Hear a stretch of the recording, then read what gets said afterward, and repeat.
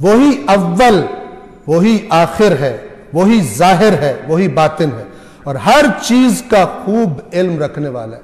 اس آیت کی تفصیلات بیان کی جائیں تو پھر ختم ہی نہیں ہوتی، لیکن یہ کہ ہر ابتدا سے پہلے وہ موجود ہے، اس کی کوئی ابتدا نہیں، اور جہاں سب کچھ ختم ہوگا وہاں وہ ہے، وہ ختم نہیں ہوگا۔ ابتدا بھی وہی ہے، انتہا بھی وہی ہے۔ یہ جو انا للہ و انا الیہ راجعون، وہ بھی اسی قسم کی بات ہے۔ هو الظاہر والباطن، اپنے آثار سے وہ ظاہر بھی ہے، اور جو تم نہیں دیکھ رہے ظاہر بھی وہی ہے، باطن بھی وہی ہے۔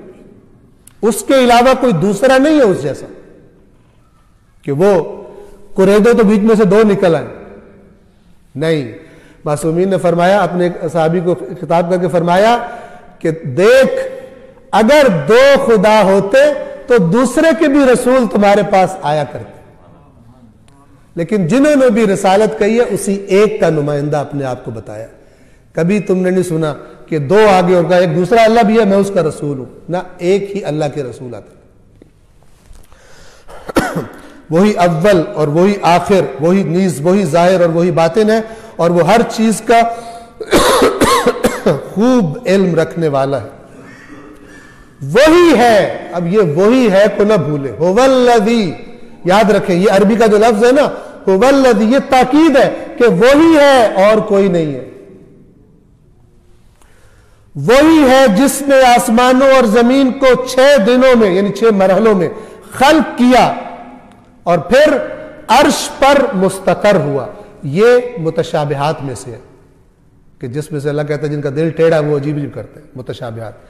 یہ بات سمجھانے کے لیے، عرش کسی بادشاہ کا کیا ہوتا ہے؟ جس پہ بیٹھ کر وہ حکومت کرتا ہے۔ اللہ تعالیٰ بیٹھنا کھڑا ہونا اس کے بارے میں معنی ہی نہیں رکھتا۔ اللہ تعالیٰ جسم نہیں ہے کہ ابھی کھڑے ہوئے ہیں، ابھی بیٹھے ہوئے ہیں، ابھی لیٹے ہوئے ہیں، یہ نہیں ہے۔ یہ تعبیر ہے، کیونکہ کہاں سے سمجھایا جائے وہ عالم جس کا انسان نے دیکھا ہی نہیں کچھ، تو وہ چیزیں جن سے محسوس کیا جا سکتا ہے وہ الفاظ لائے، لیکن کہہ دیا کہ اگر کوئی عیب تمہارے ذہن میں آ رہا ہے، سبحان اللہ، اللہ عیب سے پاک ہے۔ یعنی اس نے یہ کائنات خلق بھی کی 6 مراحل میں، اور پھر اس کا سارا اقتدار بھی اسی کے عرش پر، اسی کے ہاتھ میں۔ پھر وہ عرش پر مستقر ہوا، عرش کہتے ہیں تخت،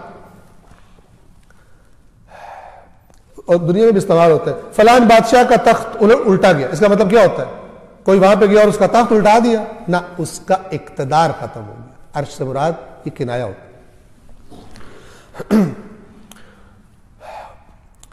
اس کے علم میں ہے جو کچھ زمین کے اندر داخل ہوتا ہے اور جو کچھ اس سے باہر نکلتا ہے، یعنی ایک ایک چیز جو زمین میں داخل ہوتی ہے، انسیکٹس کہہ لیں، بیج کہہ لیں، جو ہمیں دکھائی دیتا ہے وہ جو ہمیں دکھائی نہیں دیتا جانتا ہے، اور جو کچھ زمین کے اندر سے نکلتا ہے اس کو بھی جانتا ہے، اور جو آسمان سے نازل ہوتا ہے اس کا بھی علم رکھتا ہے، اور جو آسمان کی طرف عروج کرتا ہے، بلند ہوتا ہے، اس کا بھی علم رکھتا ہے، اور تم جہاں کہیں بھی ہوتے ہو وہ تمہارے ساتھ ہوتا ہے، وہ تمہارے ساتھ ہوتا ہے، اور جو کچھ تم عمل کرتے ہو اللہ اس پر خوب نگاہ رکھنے والا ہے۔ ایک ہوتی ہے سطحی نگاہ، یہ بصیر بڑی گہری نگاہ رکھنے والا ہے کہ جس نگاہ سے کوئی چیز بچ نہیں سکتی۔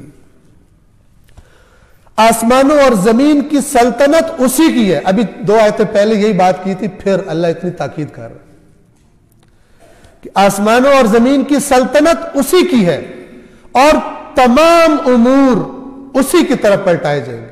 جن میں تم اختلاف کر رہے ہو، ادھر ادھر کی باتیں کرتے ہو، شرک کرتے ہو، سارے تم دیکھو گے کہ فیصلہ کرنے والی مسند پر یہ کنایا ہے، ورنہ وہ بیٹھا نہیں ہوگا، اللہ ہوگا۔ الی اللہ ترجع الامور، جھگڑوں کے پھر فیصلے وہ کرے گا، اختلافات کے فیصلے کرے گا، پھر تم دیکھو گے کہ کون ہے، کس کی طرف سب باتوں نے پلٹنا ہے۔ تم بھی پلٹو گے اسی کی طرف، اور تمہارے جھگڑے بھی وہی فیصلے کرے گا کہ کس نے غلط کیا، کس نے صحیح کیا۔ وہی رات کو دن میں داخل کرتا ہے اور وہی دن کو رات میں داخل کرتا ہے، اور وہ سینوں کے رازوں کو اچھی طرح جانتا ہے۔ یہاں تک توحید